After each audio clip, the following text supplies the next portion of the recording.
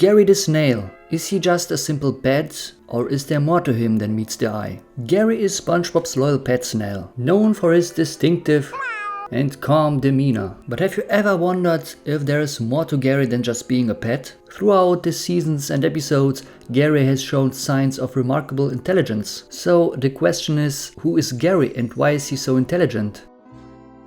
In this episode, for example, Gary tries to tell SpongeBob he should not be keeping a wild animal, but SpongeBob does not listen, and we see the result. Here we can see Gary dreaming. In his dream, Gary has a humanoid body who can speak English and resides even in a huge library. Gary also tells SpongeBob some limericks before SpongeBob goes out of Gary's dream cloud. Gary says, "Beware of your wandering eye, you little porphyrin." And you know, the scientific name for a sponge is Phylum Porifera. There is also a scene when Gary and SpongeBob are walking along with the library, and then a book is shown close up, and on the cover you can see it says "Of Snails and Men," and this is a parody of John Steinbeck's novel Of Mice and Men. Gary also references and quotes Emily Dickinson, one of history's most famous poets. If you are interested in this, then you should definitely check it out. It is really beautiful poetry. But what I want to say is that I think you start to get the idea, right? All that intellectual stuff that is connected with Gary, it raises the question, who is Gary and how smart is Gary? There is another example in Suds. So Gary tells SpongeBob he should stay at home, but SpongeBob stubbornly denies being sick and goes to work anyway. And we all know how it ended, right? SpongeBob drags himself home, thinking that his shoes will forever remain untied, but surprisingly, Gary ties his shoes for him. In this episode, Gary also reveals that he wears a pair by himself, and also Gary reveals a record player underneath his shell. It plays the song Loop de Loop, which finally teaches SpongeBob how to tie his shoes perfectly. So Gary wears shoes and he also knows how to tie them. In Gary Takes a Bath, SpongeBob tries to outsmart Gary. He tries all kind of things, he fakes a treasure hunt, he even tries to hypnotize Gary with subliminal messages, but it doesn't work. Despite Gary's admonitions, SpongeBob puts his plan into action, pulling on a silk stocking for a mask and slipping under Patrick's rock, and we all know how that ended. And this is also the first episode in which Gary speaks. Before that, in the episode Sleepy Time, he only spoke in a dream. And you see how Gary always knows better, but SpongeBob never listens to him. In this episode, Gary questions SpongeBob's idea about pretending to be stupid, and again, Gary was right.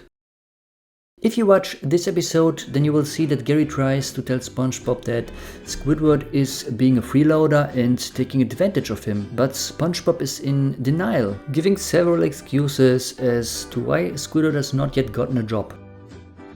We also see that Gary has manners. It is also revealed that Gary has a clock inside his shell that tells what time he eats, and that Gary has been SpongeBob's pet since he was a kid. In grooming Gary, SpongeBob looks for Gary in multiple places, and he finds Gary in the library, and that's not surprising after the dream episode. In this episode, SpongeBob thought that he was going to get fired, and then Patrick suggests that he do what he does when looking for a job. Sit back, watch TV, and check down a carton of drinkable sausage. Gary gives SpongeBob a smarter advice by giving attention to a newspaper, and there he can find different jobs. It is this episode that reveals that Gary's full first name is Gerald, and also Mr. Krabs hires Gary as a restaurant's second fry cook. In the abrasive side, we see that Gary goes to a catalog and orders something for SpongeBob. It turns out to be the abrasive sponge, but we see one more time how Gary is able to think around the corners. In Pet Sitter Pet, there is a scene where Gary is reading snail tales to Patrick. I think it's not a secret that Gary is much smarter than Patrick. I think the better question would be, who is not smarter than Patrick? In Treats, it is revealed that Gary's full name is Gary Wilson Jr. This episode shows that Gary understands SpongeBob's language as gibberish, but still knows what he is saying. In Tutor Sauce, it is revealed that Gary knows how to drive. Imagine SpongeBob trying to get the license for 1 billion years, and Gary knows how to drive. In this episode, there are some objects that you can see in Gary's shell. A magic 8-ball toy, a toothbrush, a clarinet, a nickel, a teddy bear, a treasure chest, and even a diamond. Did you know that Gary gives nicknames to the main characters? For example, he calls SpongeBob Papa Bob, Patrick Stinky Man, Sandy Hairy Astronaut Lady, and Squidward Grouchy Man. There is also this episode where you can find Gary's test. The math on Gary's test is calculus. You can see it includes integrals and also summations. I think I will have a nightmare of this picture here.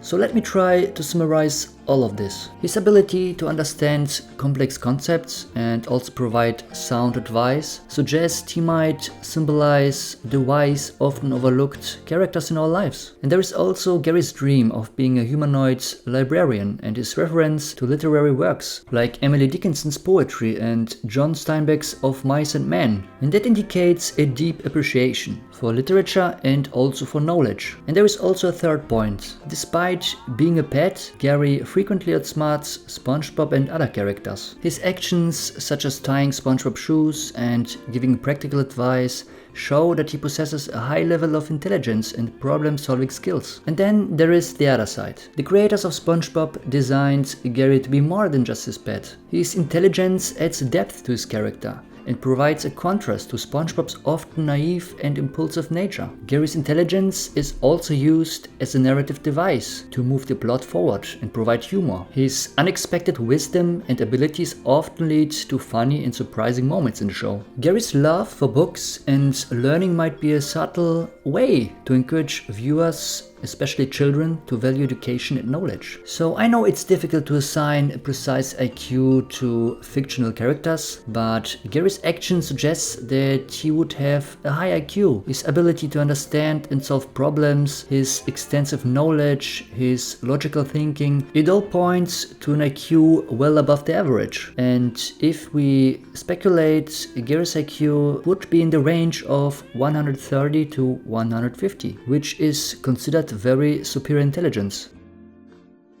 What do you think about Gary? Tell me in the comments. Thank you for watching, guys. See ya!